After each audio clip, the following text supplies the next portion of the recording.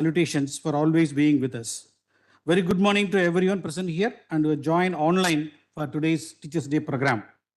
HBNI is very proud and enthusiastic in joining the national stream to celebrate the Teachers' Day to honor the teachers for their accomplishments, efforts, and contribution to the society as well as the lives of students. A guru with pure heart is free from selfishness, ego, and greed and is able to radiate a sense of love and compassion to those around them. Our living example in HBNI is Professor P.D. Nayak. The great guru is going to propose the formal welcome address for the Teachers' Day celebrations today. So now I request Professor P.D. Nayak to propose the formal welcome address to all. Once again,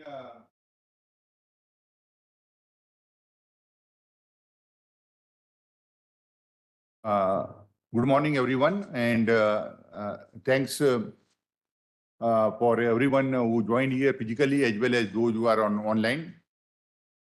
And I wish all of you happy Teachers' Day.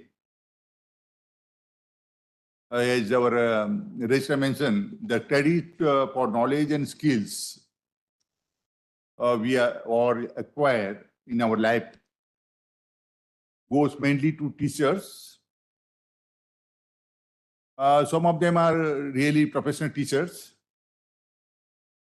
and some are not professional teachers, but as I know, I learned many skills from our lab assistant during my PhD and MSc days also.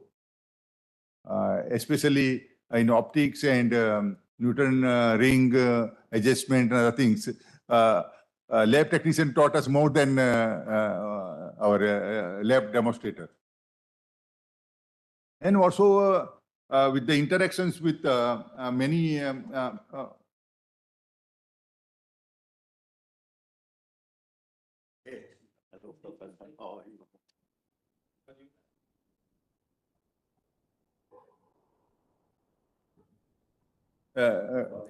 Namaskar. Yes, Dr. Anand is here with us, and welcome, sir. And our interactions with many of the professionals, technicians, even our helpers who are help us, we learn many things from them also. I thank all of them on my own behalf or behalf of the HBNI.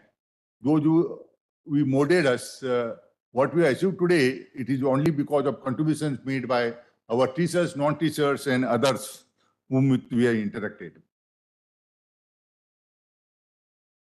I, P.D. Nayak, Dean HBNI, on behalf of Homi Bhabha National Institute, and on my own behalf, welcome you on this Teachers' Day again. Many dignitaries and participants have joined online for these functions, either on WebEx or YouTube. I welcome all of them.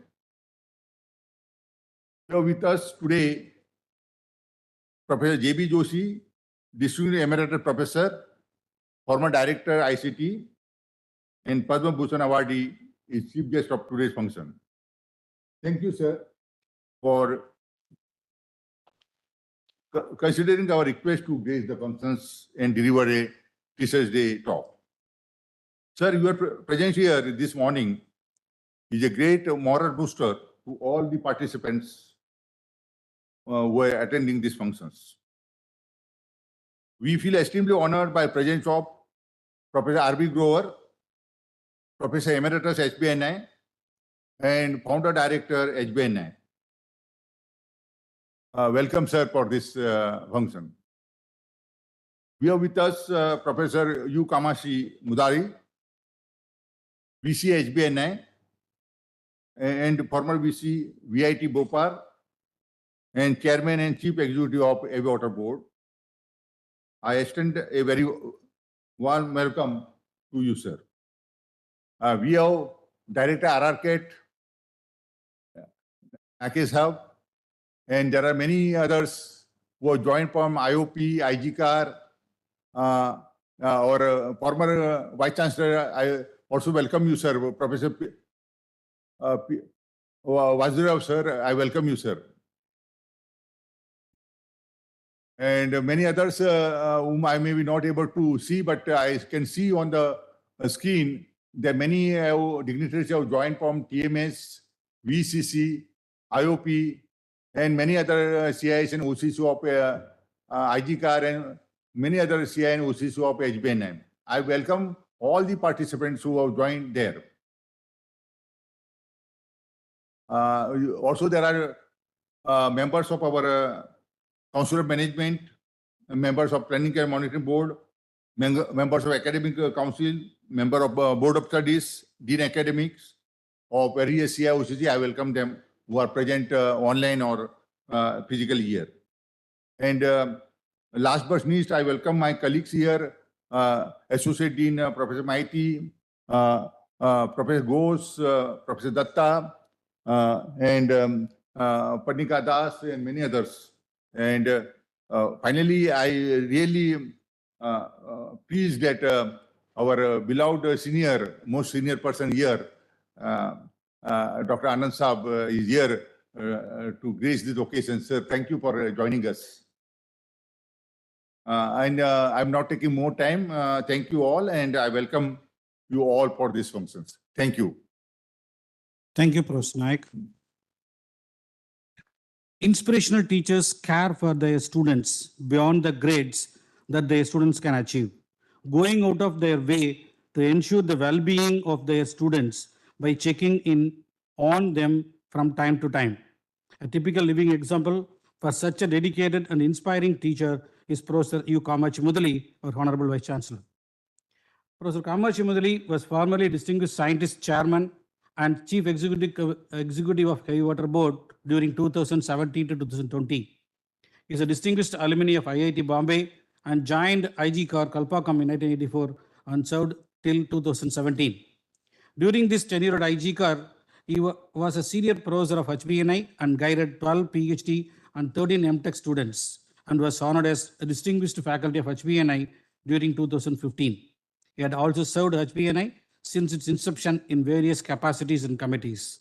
After superannuation in 2020 from DIE, Professor Mudali served as the Vice Chancellor, Vellore Institute of Technology University at Bhopal campus for 2 years and 3 months. Has come back to DIE now with rich experience in academic process, activities and programs, which may help further to take HBNI to greater heights. So, Professor Kamachi Mudali assumed office as Vice Chancellor HBNI on 11th May 2023. May I now request Professor Kamachi Mudali to present his introductory remarks for the function today. Professor Mudali, please. Very good morning. Distinguished chief guest for the Teachers' Day celebrations, Professor J.B. Joshi. Senior most, our former distinguished scientist, Anand, distinguished colleagues here, distinguished online, Dr. Grover, Dr. Vasudev Rao. I am seeing many of our academic council members, council of management members, and Dr. Nauke from RRCAT, and other participants who have joined for the Teachers' Day celebrations. A warm welcome to all of you. As we all aware that September 5 is celebrated every year by our nation as the Teachers' Day in honor of our former President Sarvapalli Radhakrishnan, who made a phenomenal contribution to the profession and to the nation. We say that Ma, Pita, Guru and Bhagavan. And after your parents, it is Guru who is taking you to greater heights in your career. Without Guru, I don't think that any individual can learn anything and do anything and go greater heights in his career. Doctors do excellent service to the healthcare of the nation. Advocates do very good care to the lawness of the nation. The personnel at Navy, Army and Air Force, they all do excellent service to the security of the nation. I can keep adding about all the professions, professionals who will be serving the nation to take it to greater heights in their profession. But all these professionals have been created by a single entity called teachers. Without teachers, you don't have doctors, you don't have lawyers, you don't have any professionals who is doing service to the nation. So the nation owes a lot to the great service of the teachers, and the teachers not only create the society and humanity, they also create generations to serve the earth anywhere, any country in the world.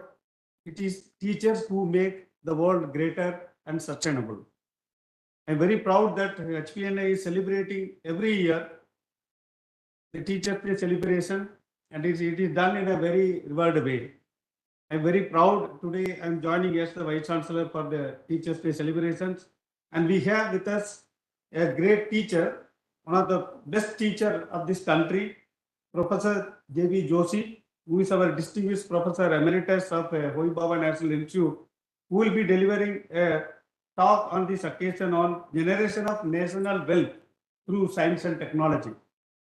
Professor Joshi is a chemical engineer by profession, and he is fellow of almost all the science and engineering academies in the country. Also adjunct professor, Department of Chemical Engineering, Louisiana State University, USA, in Curtin University, Australia. He is the founding Vice Chancellor and former Director of ICT Mumbai, who served for a decade, where many things happened in the growth of the Institute of Chemical Technology. He is a Sandishwaru Patnagar Prize winner in the year 1991. He is an eminent engineer award winner from the Engineering Council of India. He is a JC Bose Fellow of the Department of Science and Technology. He received Lifetime Achievement Award from the Indian Chemical Council, and he is a Fellow of the US National Academy of Engineering very recently in 2021. Topping it all, the government of India has honored him the highest civilian award, Padma Bhushan, in the year 2014. Professor Joshi has got more than 51 years of research and teaching experience in various fields of interest to us: the fluid mechanics, multi-phase reactor design, computational fluid dynamics, atomic energy, solar energy, and bioenergy. He has guided so far 113 PhD students and continue to guide even now more than, I think, 7 students. He has completed 60 master students, 34 postdoctoral students, and I'm very proud that he is not only a teacher and a researcher, but he has translated many of his research into industrial contribution. He has innovated many new and novel processes, designs, products, and implemented in large, medium, and small scale industry in the country. And most of them are successfully under commercial operation today.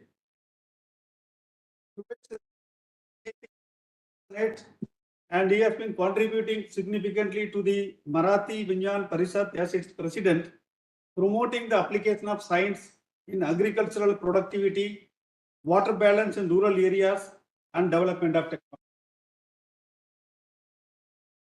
He has more than 630 publications, and he has made more than 110 conference presentations and more than 30 in the conference proceedings, and state-of-the-art review and monographs are 94.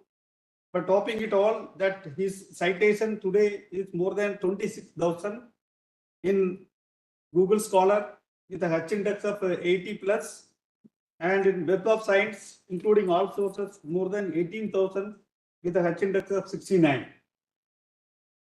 He has contributed significantly to the growth of HPNI.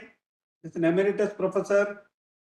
He has contributed to several areas with 20 PhD students and was instrumental in the development of about 10 PhD guides in various areas, including developing a CFD platform for the simulation of PHWRs, AHWR, and FBRs, developed a design procedure for a variety of equipment in the fuel reprocessing as well as the other unit operations in the reprocessing, including dissolution, extraction, crystallization, and NOx abatement.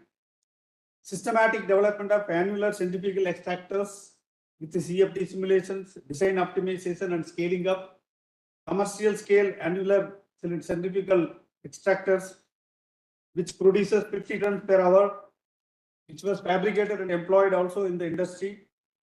Understanding the basic processes for manufacturing of carbon nanotubes and bulletproof jackets, simulation of passive systems in power plants and their validation through pilot scale experiments. He has guided, as I mentioned already, on all these above topics, 20 PhD students in HPNI, and those who are all serving, most of them in the department in various units. And some of them also become guides, and 10 of them are already guiding other students. So he has created a generation together. As I mentioned, Professor J.B. Joshi is a very passionate teacher. When I requested, he immediately accepted, and he indeed rushed yesterday from Tirupati. He was there, and he was just explaining to me how passionate he was trying to help the Tirupati Devasthanam to make batch processes of cooking to produce various ingredients that is being served in the temple. And he said he will start a small scale operation and simulate it and provide this to the Devasthanam, which may be useful to many other Devasthanam in the country also. And as a great teacher, he is with us today, the distinguished Professor Emeritus, and I'm very proud that he has accepted. I look forward to his talk on very important topic, that is generation of national wealth through science and technology. Thank you very much, sir. We look forward to you. Thank you, sir. As a token of our love and affection, I request our Honorable Vice Chancellor, HBNI, to present a bouquet to Professor J.B. Joshi.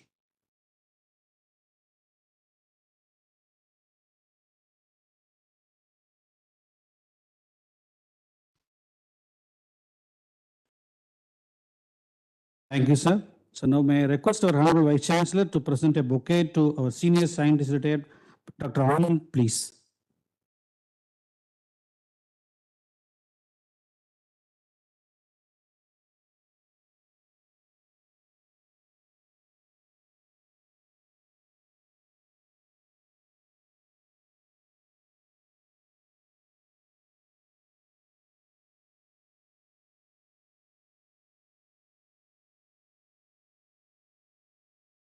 So you can see the screen.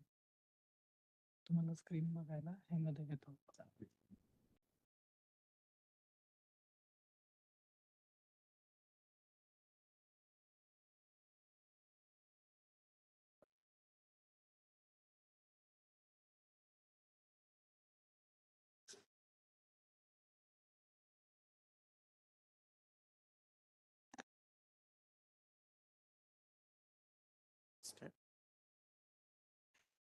Honorable Vice Chancellor, Professor Kamachi Mudli,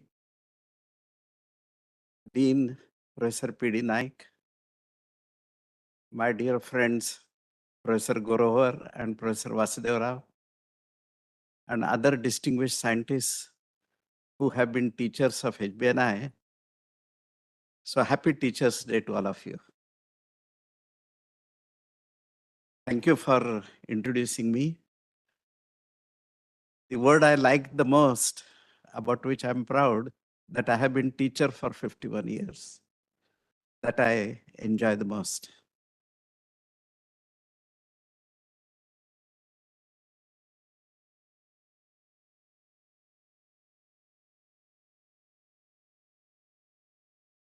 Today I have picked up the topic, generation of national wealth through science and technology. Typically, a lecture is concluded at the end. I'm going to start with conclusions and then give the lecture. What do I mean by generation of national wealth? There are many opportunities. The first thing is, later on I'm going to show you quantitatively that our nation is poor. And we stand 130th rank as far as per capita income is concerned. So we need really national wealth, and those who have created the wealth for their nations, it has always come through science and technology and innovations. But in addition to generation of wealth, that is money, I consider the enlightened, empowered students as national wealth. So while solving the problems of the nation and while generating wealth, whether a capable generation of young minds, boys and girls, whether that can be generated.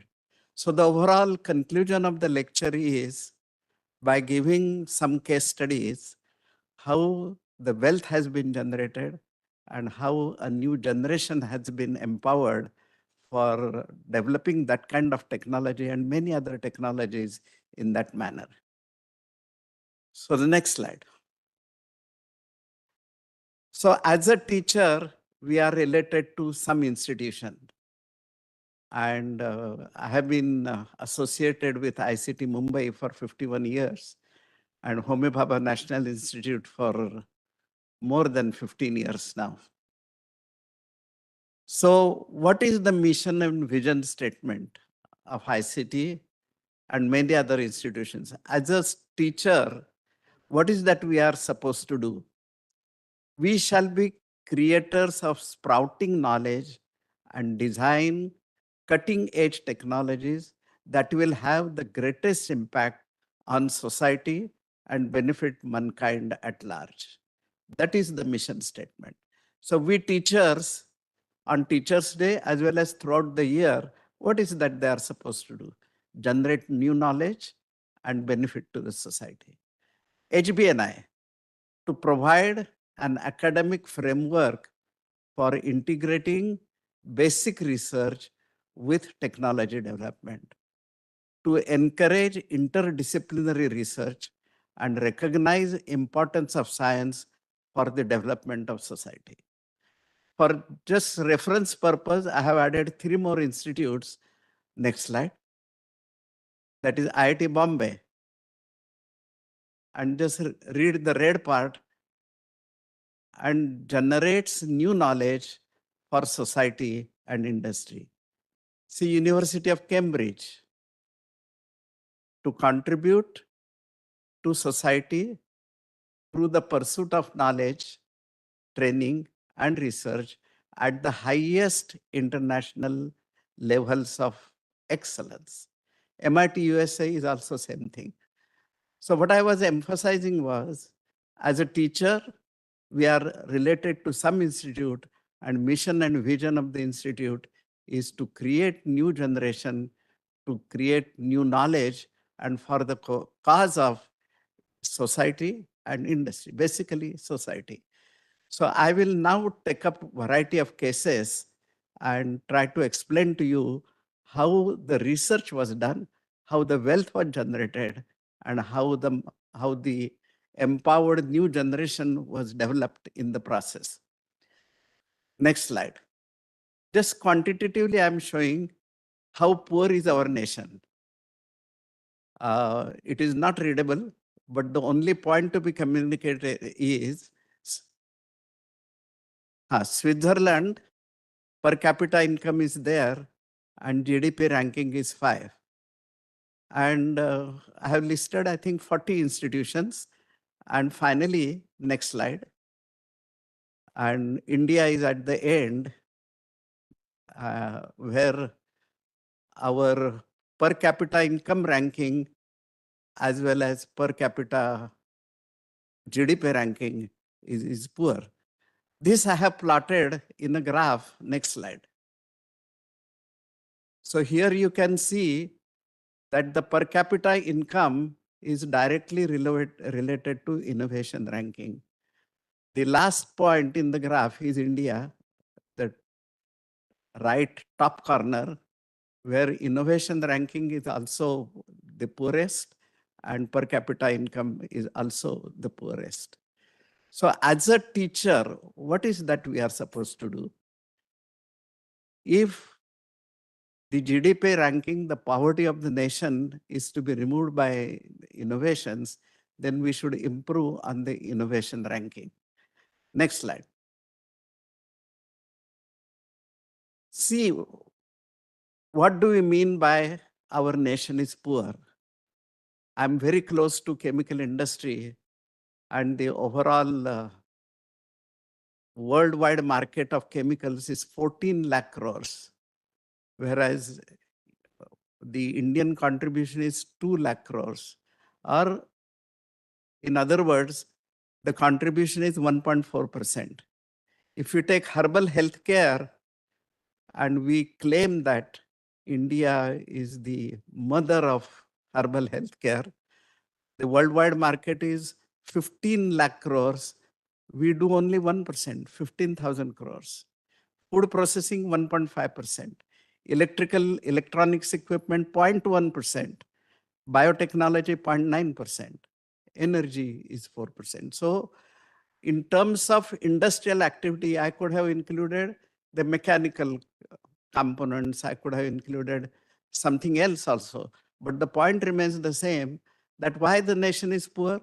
We do international business, which is up the order of 1% plus minus 0.5%.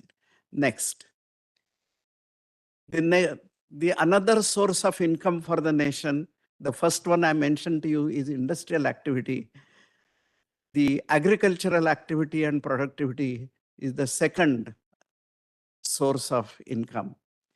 You read the second column, all the agricultural products, rice, wheat, mangoes, bananas, cotton, everywhere the productivity of Indian land is 2 to 20 times less, 2 to 20 times less.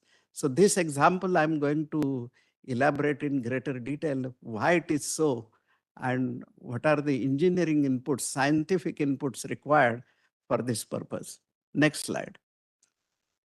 The third source of income for the nation is service sector.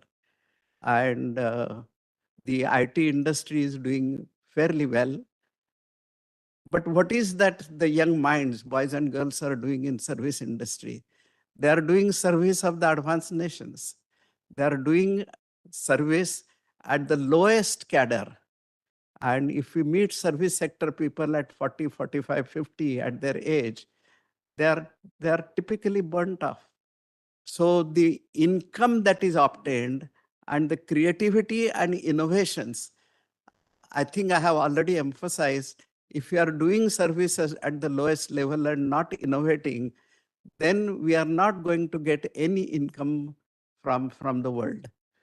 The innovations done by Israel, that everybody gives the example, they do innovations in water, in agriculture, in defense, and only India purchases 80,000 crores worth, and similar amount they get from other nations. And therefore, their per capita income increases. If we serve the globe and do not innovate, then anyway we'll get some income, 40,000 rupees per month for fresh graduate, 25,000. It's a good salary from Indian conditions, but not as a nation. So what I have emphasized is the three sources of income are industrial activity, agricultural activity, and service activity. So all these three activities put together, we are making very little progress or very little income for as a national wealth. Next slide. We are poor. I emphasized it now up till now qualitatively and quantitatively. And even as a poor nation, we buy things from outside. Crude oil worth 20 lakh crores. And we spend 36% of the national wealth in crude oil. So can we solve this problem as a nation? Jewelry and stones, electronics, machines, energies, there is a big list, and we buy worth more than 35 lakh crores of money in importing things. See the next example. Next slide. Titanium.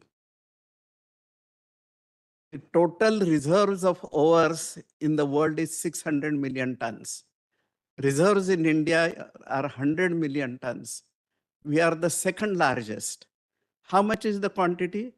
As per the present consumption, India's reserves are sufficient for 500 years for the entire world. What is that we are doing right now?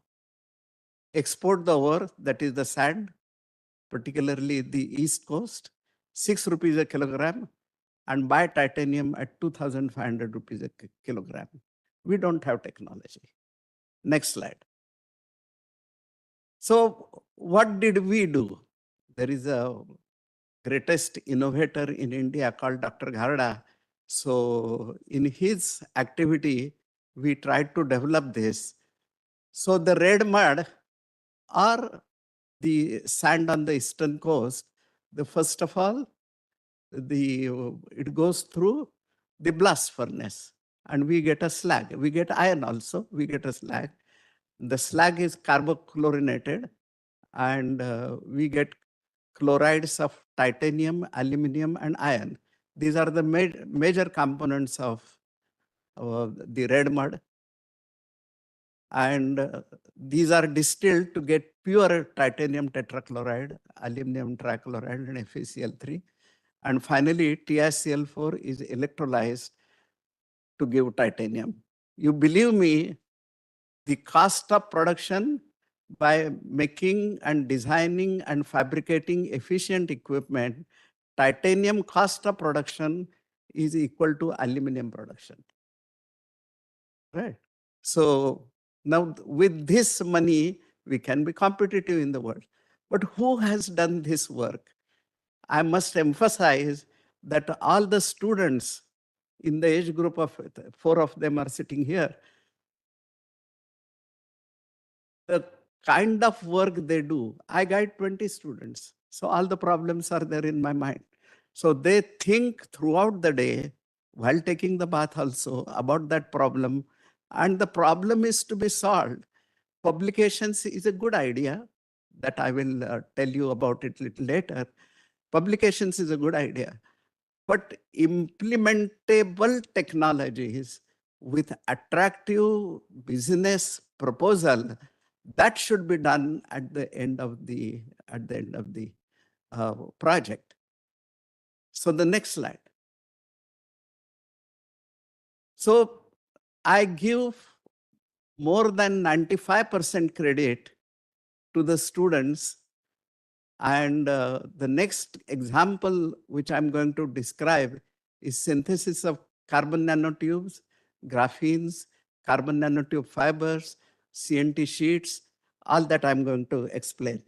I have already given credit more than 95% to the students. But in my opinion, BRC is a heaven. You want any equipment for characterization, it is there. You need any expertise for discussion, for solving scientific problem, is there. And they are readily available. So all the remaining credit, I don't want to divide 100 into 95 and 5, maybe 50-50. But while developing that technology, the divisional head, the group head, the director BRC, and even chairman at that time, they gave so much encouragement. They were phoning every week. That is how far we have come. Do you have any difficulty? They were asking directly to the students also. So this kind of ambience, that equipment are there, the encouragement is there, bright students are there, problem is there. And then we solve the problem for the generation of wealth. Next slide.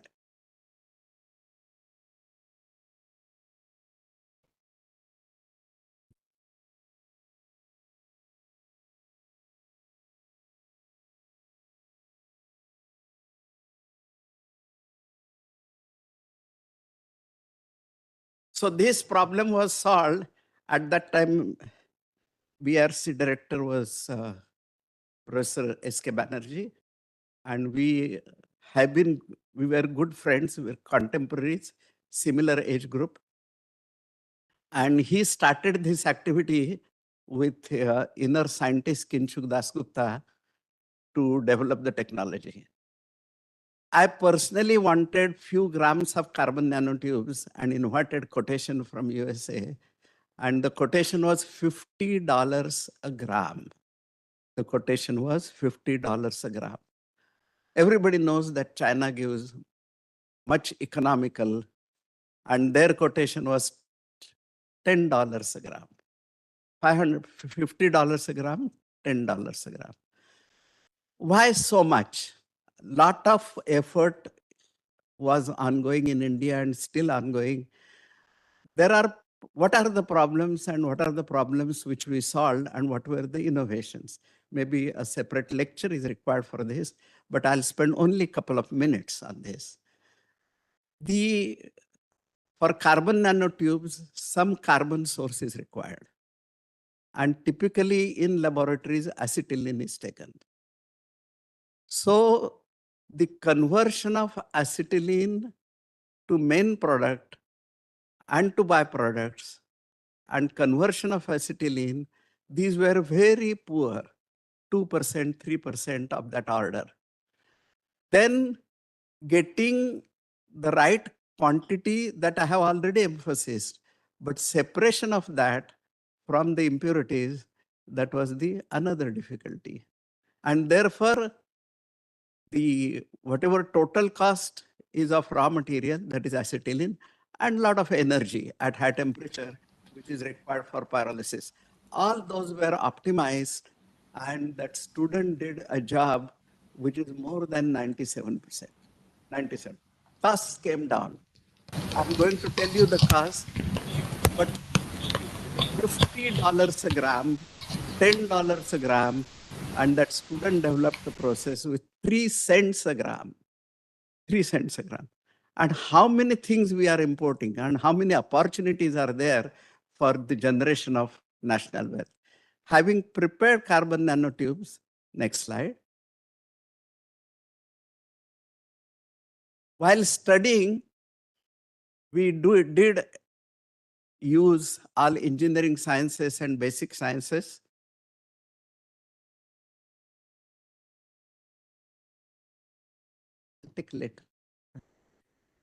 Basic sciences, the effect of particle size, effect of partial pressure, effect of velocity, effect of temperature, and the kinetics and mechanism of formation of carbon nanotubes and byproducts.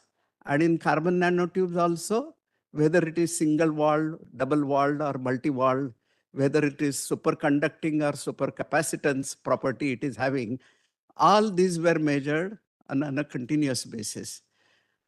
So this was approximately 80 to 100 grams, the first 2-inch pilot, we can say laboratory setup, in which we could make more than 97% selectivity. Raman was very good. The SEM was very good. TM was very good. Thermal gravimetry was very good. And then we announced that we published papers in international journals with impact factor more than 10, more than 14. We published one in Nature publications. So publications and related awards we get. But what we claim, now India has a process with more than 97% selectivity and conversion, and the price of production is close to 3 cents a gram or $30 a kg. $30 a kg. I was quoted $50 a gram. I'm making $30 a kg. Yeah. Next slide. Now, when this is to be scaled up, the first application which the group director then and the chairman then, they told us is bulletproof jacket. And a composite of very high molecular weight polyethylene with carbon nanotubes was prepared, and 5-6 jackets were stitched by students. There were 2 girls and 3 boys, and they stitched the jacket, and these were sent to various armed forces, border and police, and all of them gave a green signal that this is of the right quality. We were importing at 1,50,000 a jacket. Our cost of production initially was 50,000. Having understood what is exactly the rate controlling step and where the money is going whenever we spend, we brought down the cost to 15,000 rupees. 1,50,000 to 1,000. So if we were importing 1 lakh, then see, it's of the order of 1,000 crores or more than 1,000 crores. That is the generation of national wealth. But as a teacher, that money to the nation, I also like. But those 5, 6, 7 young boys and girls, there are 3 girls and 4 boys, and that group has enhanced because of the encouragement of the BRC authorities. Now that group has increased, and we are making now CNT fibers. Next slide. So this is that Baba Kavach, and 100,000 are being made by the technology has been transferred already. There is a Tata Advanced Technology Center at Bangalore. They are making some quantity. And Midhani, this is a government organization, they are making some quantity. So technology in terms of everything has been transferred. I suppose still we are making carbon nanotubes within BRC. That technology soon we will, that is basically the rate controlling step is pyrolysis. Next slide. So this is that student, and it was a big, our Honorable Prime Minister announced in the Parliament that we have a technology which is costs less than 50,000, weighs in place of 13.5 kilos, 6.5 kilos, little less than half, having exactly similar properties. And now onwards, we are not going to import, we are going to export bulletproof jackets. That's he announced in the Parliament. And therefore, this big news has come that BRC offers first indigenous bulletproof vest. We continued further. Next. So the Hindu and Navbharat Times and Next and Times. And so this Baba Kavach, one Kavach needs about 2.5 grams of CNTs. And if you want to make 100,000, then we need 250 kgs of surf. Therefore, this has to be scaled up now. Earlier, we were making in batch mode or semi-continuous mode. Now it has to be made in continuous mode. When we studied the effect of temperature on the yield of carbon nanotubes, we realized that up to 800 degrees, the rate was increasing continuously. But beyond 800 degrees, the rate was not increasing. Why? Because there was a resistance of internal diffusion to the acetylene for formation of carbon by pyrolysis. And this resistance was mainly because the catalyst that we were taking was, the size was in the range of 20 to 50 macrons. So what we did, having understood that it is diffusion control, we started using nano catalyst, 1,000 times less than the earlier catalyst. Now there is no diffusional path itself, so that resistance was eliminated. What I'm saying is, generation of wealth through science and technology, unless we understand it, then we cannot make a progress. So in place of 2-inch reactor, 4-inch reactor, 8-inch reactor, and 8-inch reactor is able to make 2,500 kgs per year. Next slide. Other applications, the hydrogen storage, we functionalized the carbon nanotubes, and hydrogen storage was increased from 0.01 gram of hydrogen per gram And it would become economical only when it will go up to 0.1 gram per gram of. So at that time, there was a requirement from reactor engineering group that it's well known that whenever there is a possibility of accidental conditions, the cooling water pump stops and temperatures inside increase, and water reacts with all the metals to generate hydrogen. And all that hydrogen is liable for explosion, and it has happened, the hydrogen explosion. So the requirement was whether I can keep carbon nanotubes inside at a suitable location so that all the new hydrogen generated can be kept in adsorbed condition under the reactor conditions. So a lot of water vapor is there, perhaps oxygen is there, and whether it can be done. So for this application, 0.1 gram of hydrogen per gram of carbon nanotube, that much capacity was. So we loaded it with nitrogen, we loaded it with boron, and did many experiments. And who was helping? Chemistry group was helping. Chemistry director at that time was our own dear friend, Professor Naik. Without any boundary, that is hydrogen adsorption capacity measurement at different temperature and different atmospheres, that facility was with him. So we met him.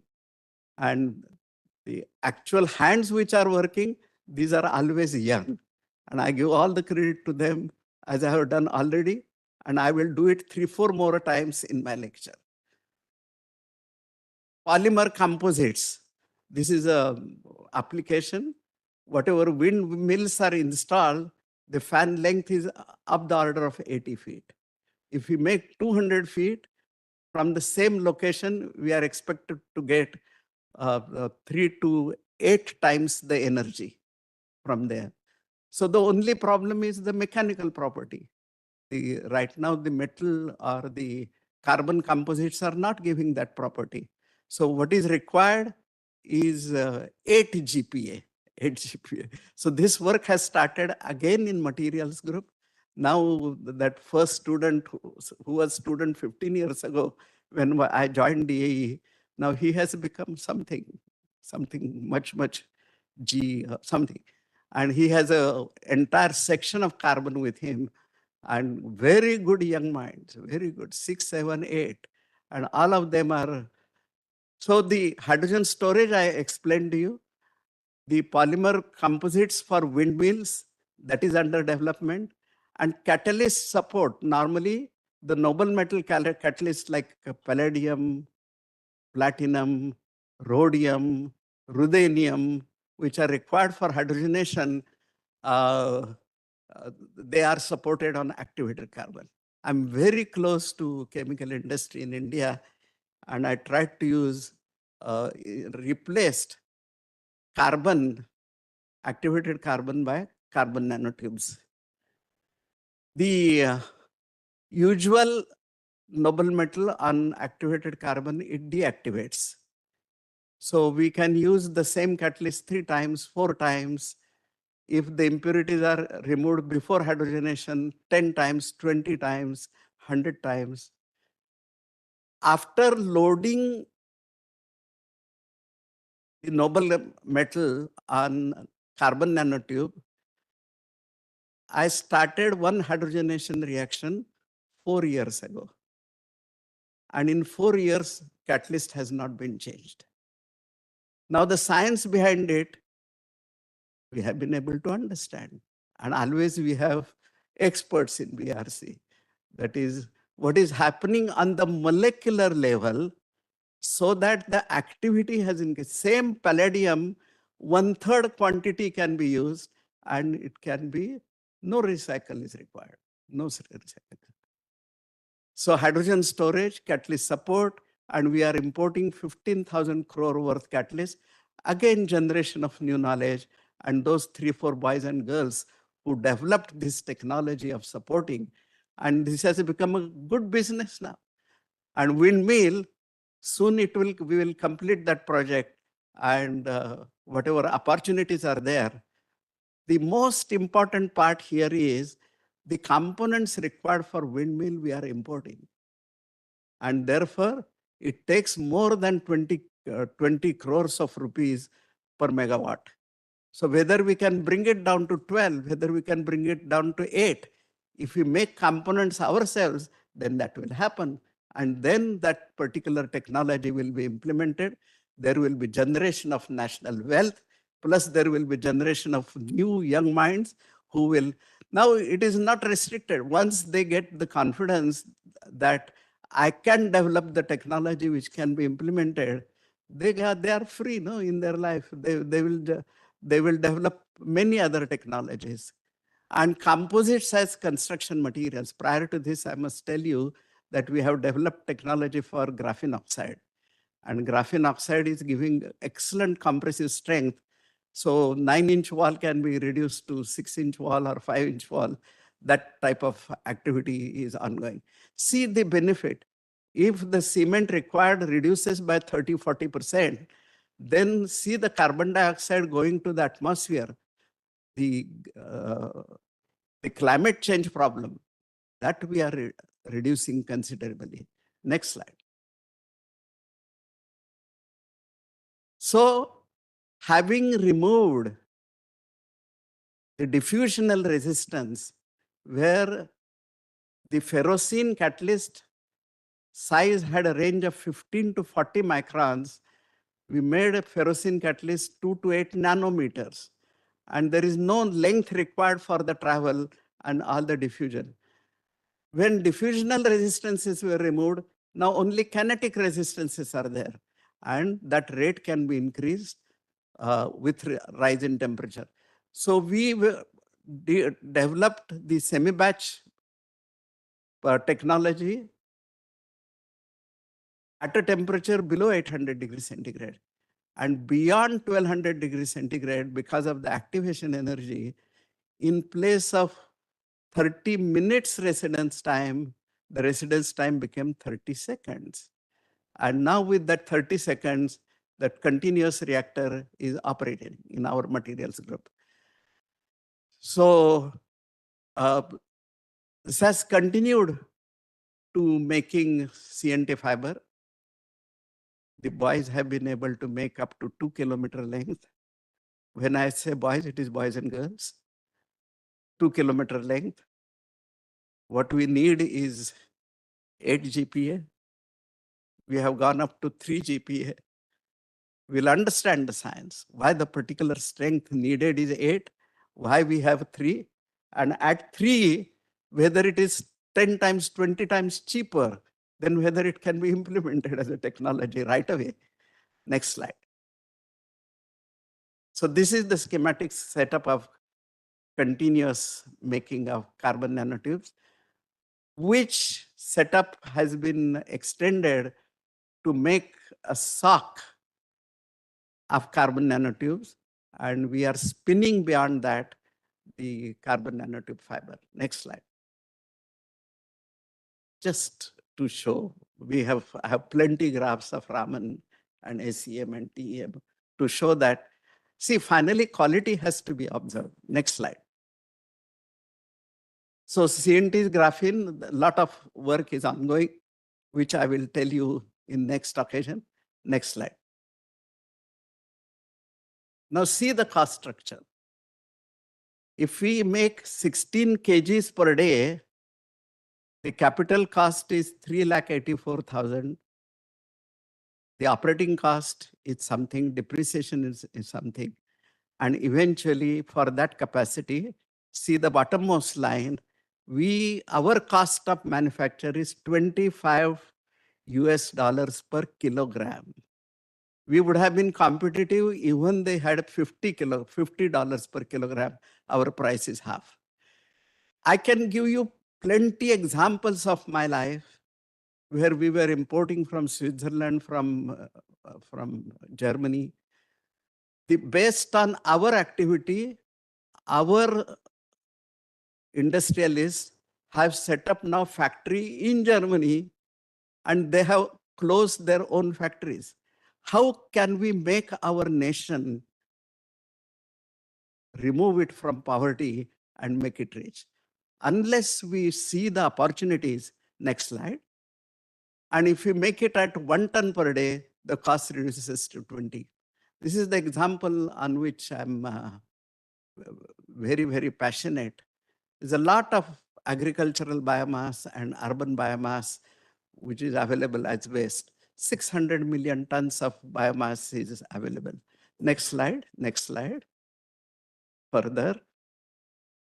So from biomass, there are various ways, biotechnological ways where we can make ethanol, butanol, methanol, or we can make by gasification, carbon monoxide or hydrogen, by thermal liquefaction, that is under high pressure and temperature, we can make liquid.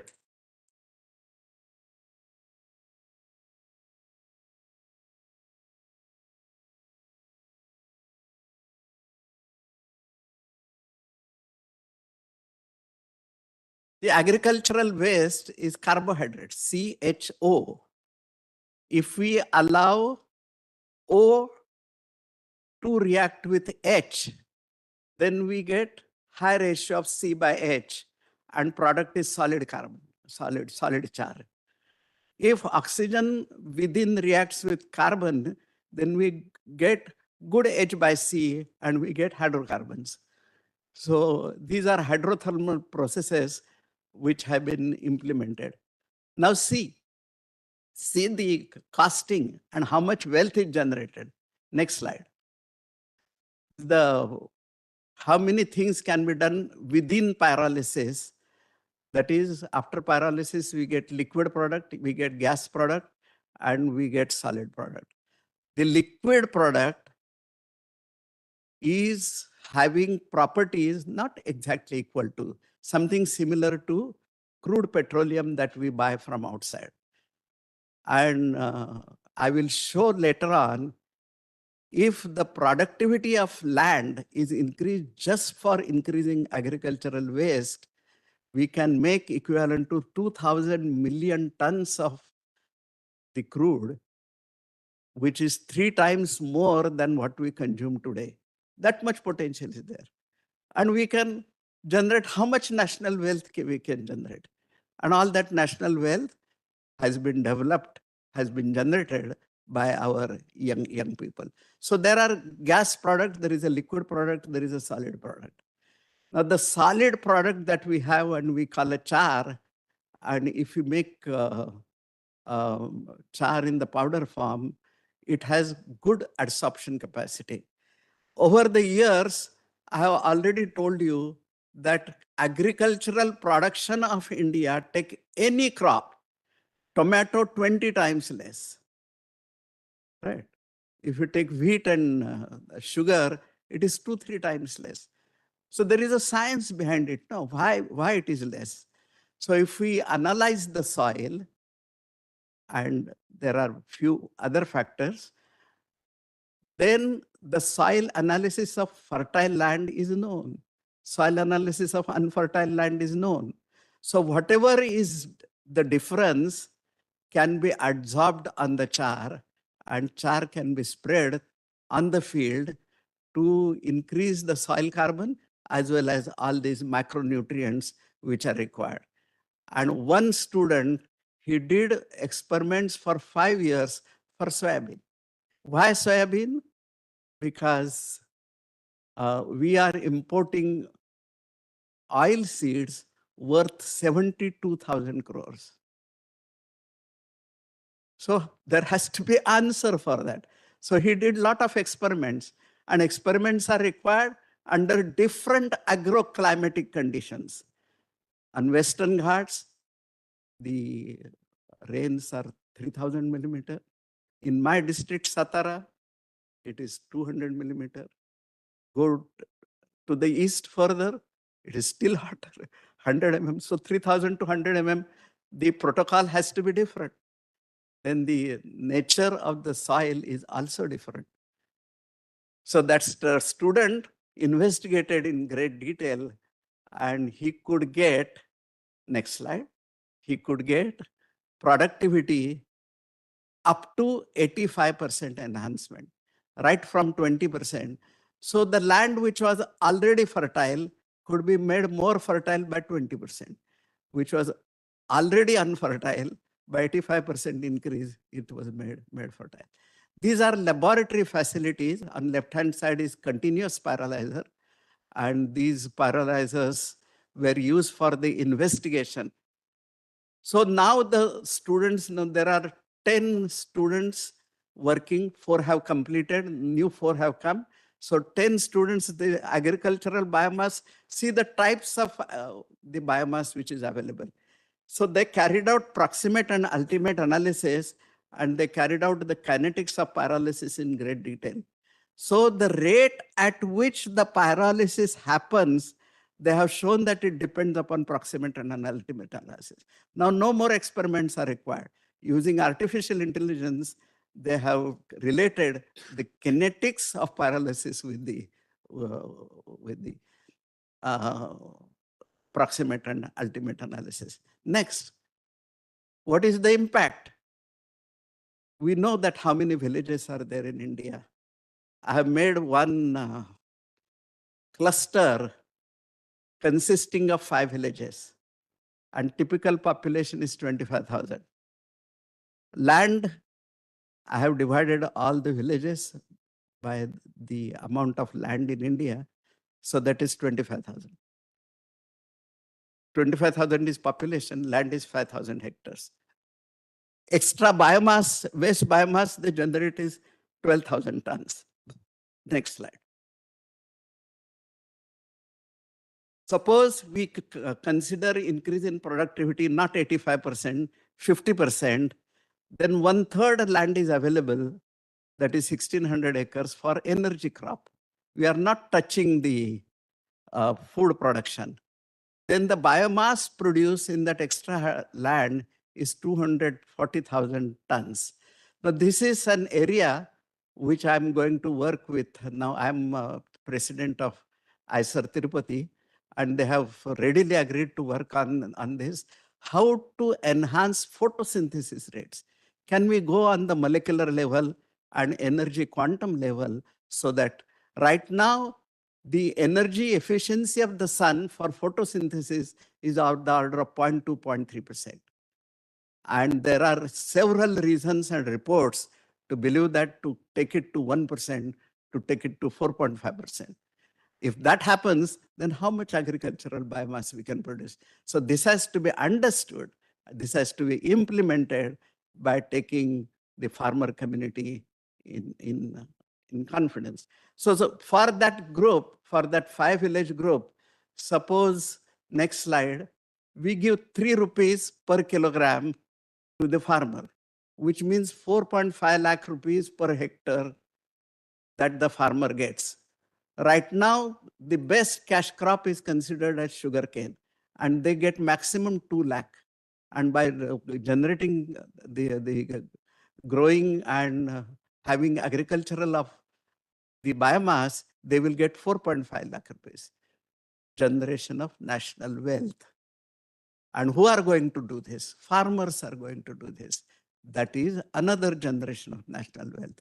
Number of pyrolyzers required, 40 tons per day, 20 pyrolyzers. Capital cost, 100 crores. Depreciation and interest, 20 crores. So the entire business I have shown at the end is all that capital of 100 crores that we invest returns back 3 years.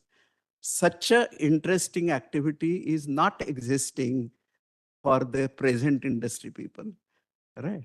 But I'm planning to not to make rich people richer by giving this technology to those people, but establish cooperatives, and whether that benefit can go instead of 4.5 lakh of rupees, whether farmers can earn 5 lakh rupees per hectare, 6 lakh rupees per hectare.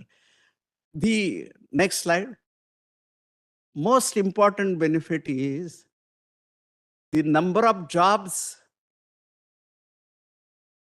for that cluster and they will get salary, average salary of 20,000. Imagine 20,000 rupees salary for the unemployed people, those who have done 12th standard, 13th standard. Biomass advantage to farmers 72 crores. Other numbers you can go on, but the number of new jobs by this activity is 20 million. Development of generation of national wealth. So giving meaningful activity to the hands of young boys and girls is generation of national wealth. And they will generate wealth in another manner. Next slide. The biomass cook stoves, the usual, the slide says that 3 billion people of the world still use biomass-based cook stoves. And there are plenty of problems. 15 lakh women and young children, they die. And there are many other problems.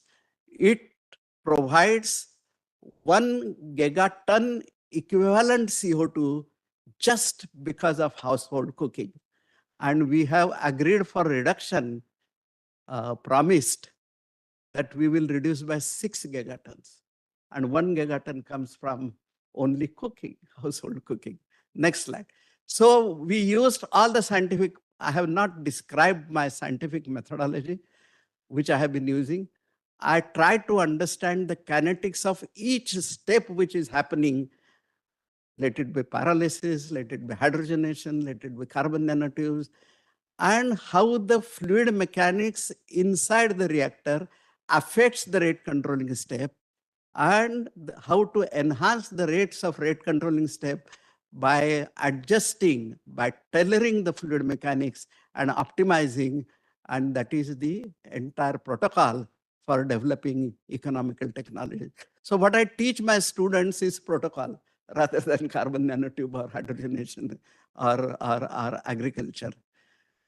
So what does it say? That number of families are using and 1 gigaton. The present efficiency is 12%, and we are likely to save $50 billion worth by improving the cook stove technology. Next slide. So computational fluid dynamics is done. Flow measurements are done. The flows are validated. The same thing we do for atomic power plants. We do CFD simulations. We make measurements using gamma ray tomography. You do it by laser Doppler anemometry. And having validated, then use that model for the optimization of heat transfer. And huge opportunities are there. The 20 PhDs which have been graduated here under my supervision, they are using the same protocol. But the point-wise understanding, they try to find out whether any point has become inactive. Is anybody sleeping there? And then with the help of that, they make the overall reactor in functional mode. Next slide. So this is very important slide. Very, very important. I'm meeting approximately 20 housewives and talking to them that suppose I provide you with new cook stove, what is your reaction? So when I'm developing any industrial activity, I don't remain in the institute. I go there, I work in night shifts with them, make friendships, and try to buy the more efficient ways of doing things, and that they implement. So here, you believe me, they gave me very good ideas. And at the end, I asked them one more question. So many improved cook stoves are available, and government is also freely distributing. Why are you not using them? And why you will, what are the reasons that you will use mine? So the reasons that they gave me were really so nice, and it helped me to eliminate those limitations. What price, at what price you will buy if I remove those difficulties? Please note, no woman, and I had these 20 workshops, no woman told that we want free. They said money of the order of 600 to 800 rupees. I could manage 600 to 800 rupees. Next slide. So in Himalaya, the cook stove is kept in the living room also. And typical number of particles permitted per unit volume meter cube is 2. And whereas in Himalayan homes, we did a survey, it is 6,000 in place of 2. How much kind of pollution is there? So there is a social organization which invited us to, so my students, they went to Himalaya. Plus, we collaborated with MIT USA. Their students also had come. They did not know such a basic method of designing. I taught them also. I'm collaborating with them. Next slide. Two things I'm going to, this is the boys working with Himalayan families. Most left-hand side, you can see a boy with brown shirt, or what is that color? Next slide.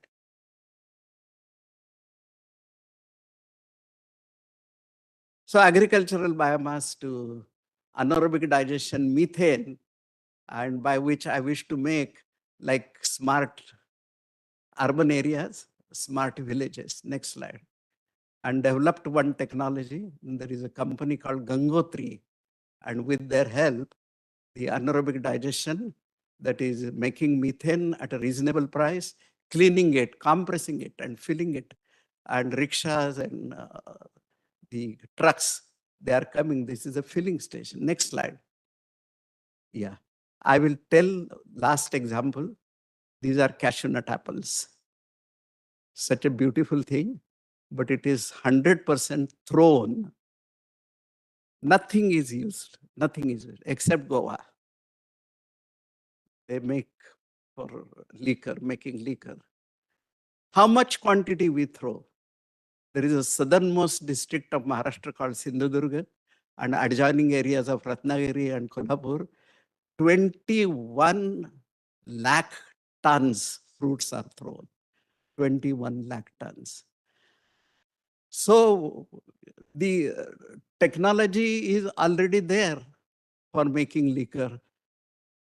So, but in Maharashtra, there is a ban on liquor making from these fruits. Apart from that, from 21 lakh fruits, if we make a liquor, then the population of Ratnagiri, Sindhudurga, and Kolhapur, they must drink 1 liter liquor every day in order to consume that. And whether they will give money or not is the second question. See the magnitude of the problem. It cannot be.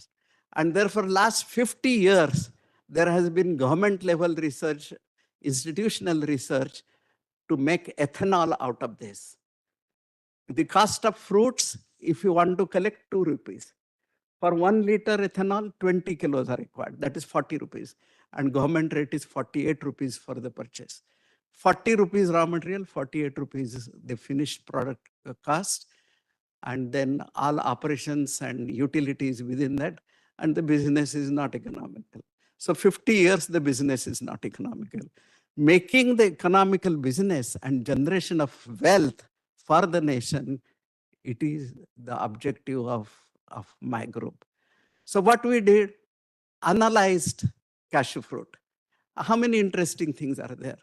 The beauty that we see is beta vitamin. There are dietary fibers. There is a tannin. There are 6 components which we separated and purified from each other. Next slide. So instead of 2 rupees, now the same 100 kilograms of fruit started getting 1,448 rupees. That is 15 rupees. It has become attractive. So I personally went to that district and tried to set up a cooperative. We got 10 acres of land. Government is giving 60 crores of rupees as the capital cost. They wanted to generate 6 crores of rupees locally. So the local bank has given a loan of 10,000 rupees to 6,000 farmers, and we have made a cooperative society. And this will come, this will come. We have earlier experience of making cooperative, generation of national wealth, and generation of the people, the farmers, to accept the new technology. And please note that these farmers are going to tell me the improvements in the technology. So their involvement, I consider as the real goal of the mission. Next slide. And the next is this. The production of jackfruits is even more than cashew nut apples. And the next table, see how much money we can make. I have not written the total of that money because it is unbelievable right now, but see the opportunities. There are plenty problems. We see per capita income of India is very poor and our nation is poor, right? But if we see per capita problems in the nation, there we are first in the world. So go to the day before yesterday, I was in Tirupati. So they were making prasad, right? In different forms. Major contribution was of rice. And yearly bill of the fuel is 150 crores. I said, I'll bring it down to 50 crores. And so that is, will reduce carbon dioxide to this. And very clean process. What I'm trying to say, go anywhere. Actually, University Grants Commission has announced 2 credits for any university, HBNI or Institute of Chemical Technology. You go around and find out a problem, write the motivation, why you feel this problem should be solved, exact objectives, exact methodology that you will going to use for solving the problems, and what are going to be the deliverables out of this project. You write, and you will get 2 credits directly from UGC. Individual university need not give, right? So then next slide. So having such big opportunities, why on a Teacher's Day, I have 2 messages. One is how we can become efficient as teachers, as scientists. The general observation is that the most respected book or literary contribution is Mahabharata. Is known to everybody. What happened in Mahabharata is Mahabharata. We know that there were Kauravas, there were Pandavas. And in the present generation in India, let it be village, let it be small school, let it be any university, let it be state, let it be central, Mahabharata is being played at all the levels. And all the energy which can be put to the right location of generation of wealth and make our nation rich in terms of knowledge as well as in terms of money, that is available. My, you can say, great request is, I think, let us stop Mahabharata, which is, you are experiencing yourself. I see very clearly, let it be group, let it be division, let it be Department of Chemical Engineering, or let it be ICER, let it be anything. And this has been noted. You know that there is a most respected journal called Nature. And Nature did some survey in India, and they found that the scientists of India, they are always thinking if they are B, how to go to C, from C, how to go to D. All the time, if any promotion is denied, then that fellow goes to such a depression. Anyway, productivity is not there, but it goes further. And he makes himself unhappy, makes family unhappy, section unhappy. So why we are so dependent on D, E, F, G? At the end of it, suppose we retire as distinguished scientists at the end of it. After that, after 60, what is the value? There is no value to anybody unless he comes to such a mission and contributes to generation of wealth for the society. Thank you so much.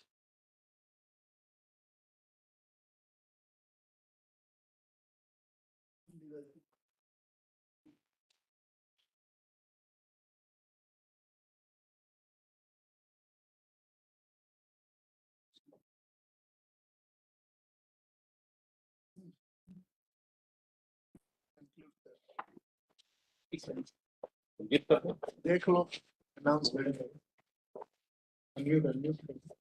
Unmute. There is some announcement. Into the last session, the formal vote of thanks. So I thank Professor J.B. Joshi, the distinguished Professor Emeritus of HBNI, for accepting our invitation and delivering an inspiring lecture on creating national wealth through science and technology.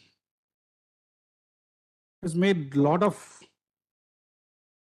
problems and how to solve those problems for generating national wealth in various sectors, the industrial activity, agricultural activity, and service sector. They are really good chance to have a good progress to generate our national wealth. He has beautifully explained all these concepts for reaching the young minds. He has made clearly the role of our scientists from BRC for the generation of knowledge towards creating national wealth using this Bhava Kavach. Hope these already catch the young minds.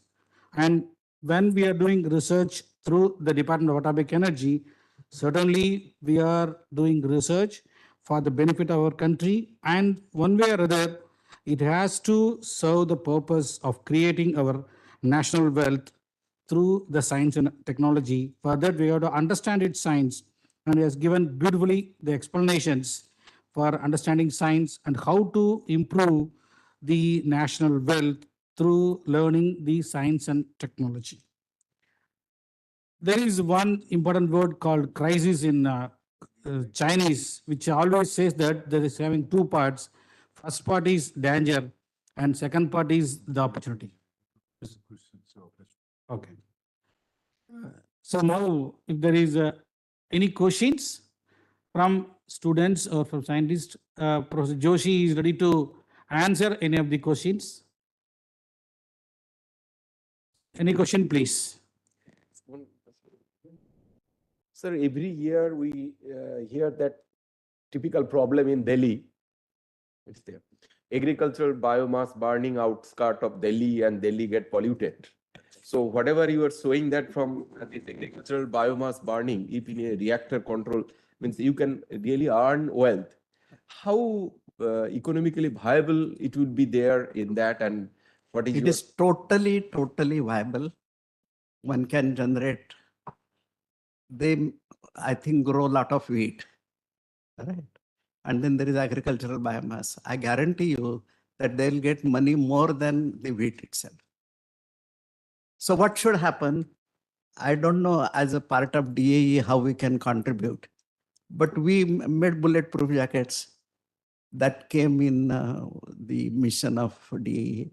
So suppose we make some kind of organization like NPCIL, I'm just naming some because it is energy related, the entire is energy related.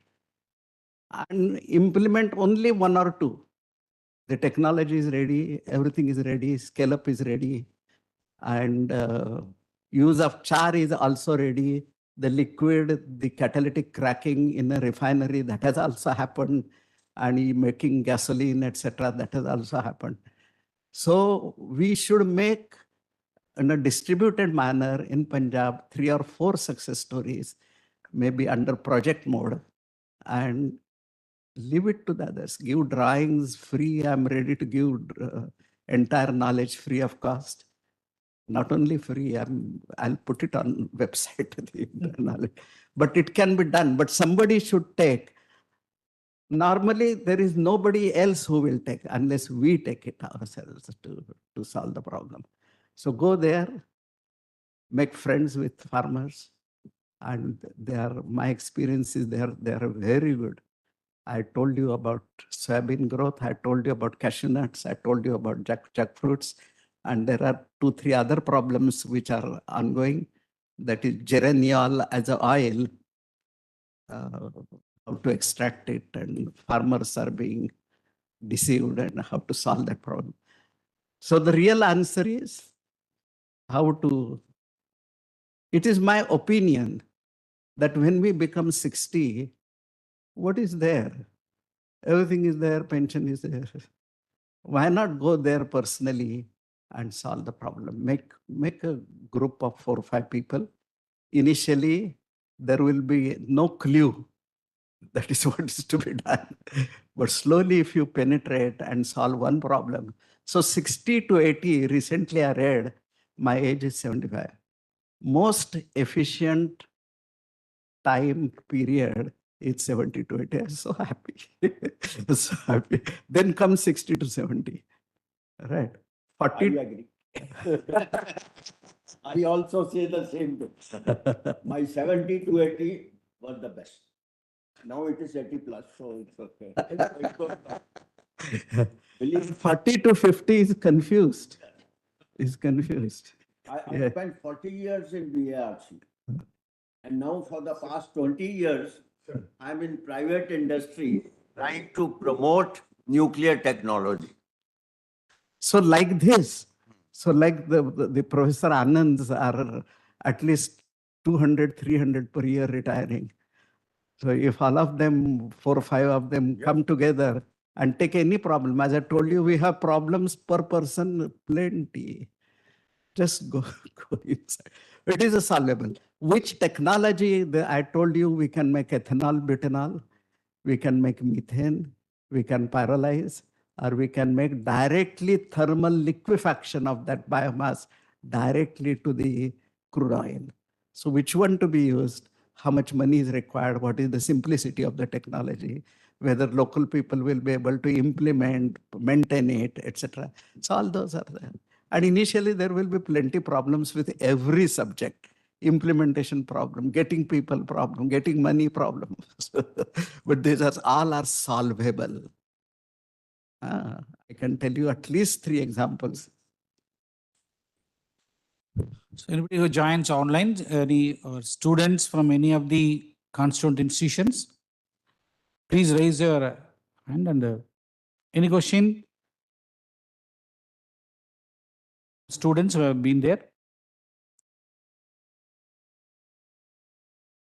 I think we are having a lot of students from, if you have any difficulty, please type in the box so that that will be taken by us, so that Professor Joshi will answer.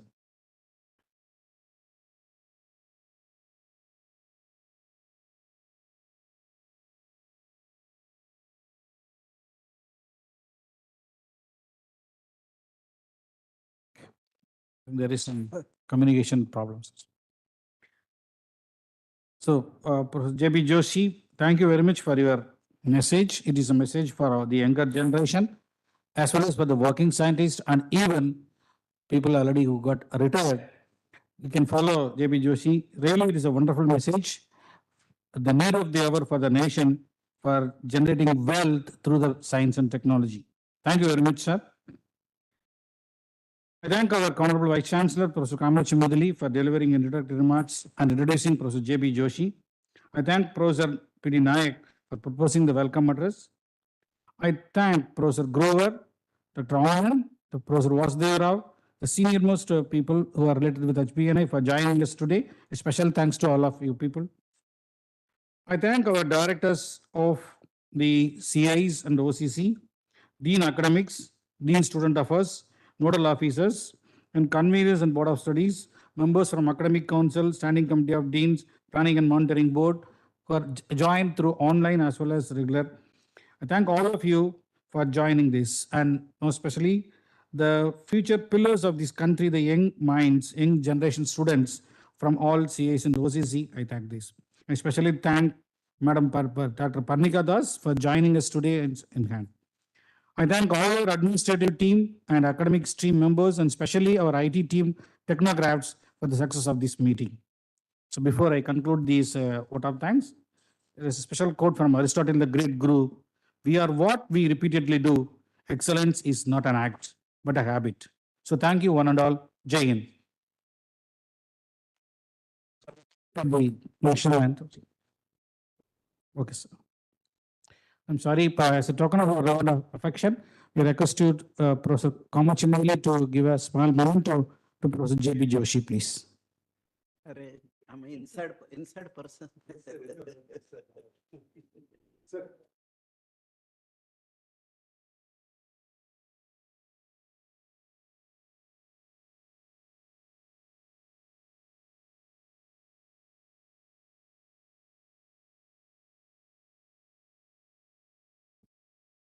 The total was director.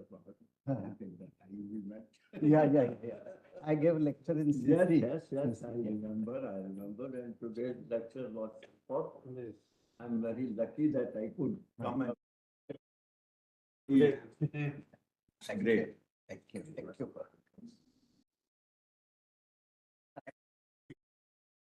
Your bias.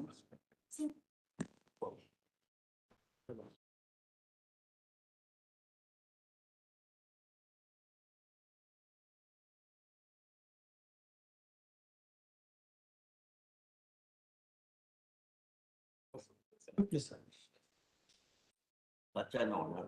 So shall we stand up for national anthem, please?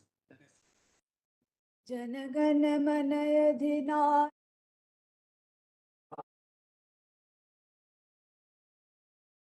Punjab Sindh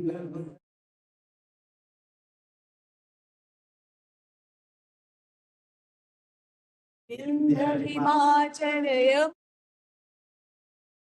चल जलधि तरंग तब शुभ नामे जात तब शुभ आशीष गाहे तब जय गाथा